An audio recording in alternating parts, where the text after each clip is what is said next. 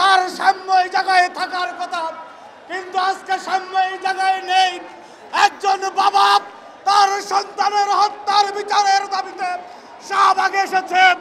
এর চেয়ে দুঃখজনক দৃশ্য বাংলাদেশে 5ই আগস্ট পরবর্তী সময়ে আর কি হতে পারে? প্রিয় উপস্থিতি, 5ই আগস্টের আগে আমরা দেখেছি জুলাই গণ অভ্যুত্থানে ঢাকা বিশ্ববিদ্যালয়ে কোনো লাশ পড়েনি। 5ই আগস্টের পরে ঢাকা বিশ্ববিদ্যালয়ে 2টি লাশ পড়েছে। আমরা ধিক্কার জানানোর ভাষা জানি না যে বিসি তার ছাত্রদেরকে সন্তান হিসাবে ধারণ করে না, সেই বিসি এই পবিত্র জায়গায় থাকতে পারে না। যেই বিসি যেই প্রক্টর শিক্ষার্থীদেরকে সন্তান হিসাবে মানতে জানে না, সেই কুলাঙ্গাররা এই পবিত্র ভূমিতে থাকতে পারে না। উপস্থিতি, বক্তব্য খুবই স্পষ্ট। ছাত্রদলকে নিয়ে যে ন্যারেটিভ তৈরি করা হয়, 15.5 বছরে যেই সংগঠন খুনি হাসিনার নির্মম নিপীড়নে মাথা নত করে নাই, তাদেরকে সবক দিতে আসবেন না দয়া করে। কারা সবক দিচ্ছে? সাম্য তার নিয়ে যারা ন্যারেটিভ তৈরি করছে।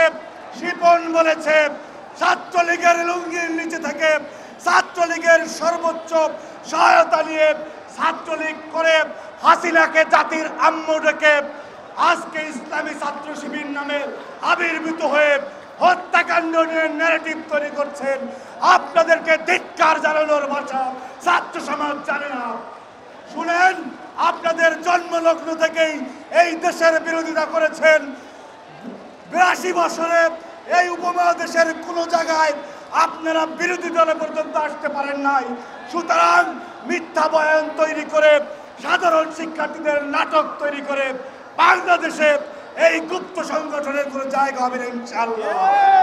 প্রিয় উপস্থিতি, সাম্য তার বিচারের দাবিতে পরবর্তী পরিস্থিতি এবং কর্মসূচি সভাপতি সাধারণ সম্পাদক ঘোষণা করবেন। আমি শুধু বলতে চাই, এই মাটি, যেই মাটি 52-62 থেকে আজকে পর্যন্ত সকল স্বাধিকারের জন্ম দিয়েছে, সেই মাটিতে থেকে এই বিসি যে সমস্ত ভাষায় কথা বলছে, উনি প্রতিবাদ চাওয়া তো দূরের কথা, আমাদের ভাই হত্যার প্রতিবাদকে উনি ব্যঙ্গাত্মকভাবে কথা বলেছেন। ওনার চেহারার সাথে ওবায়দুল কাদেরের নির্লজ্জ চেহারার মিল দেখতে পাই।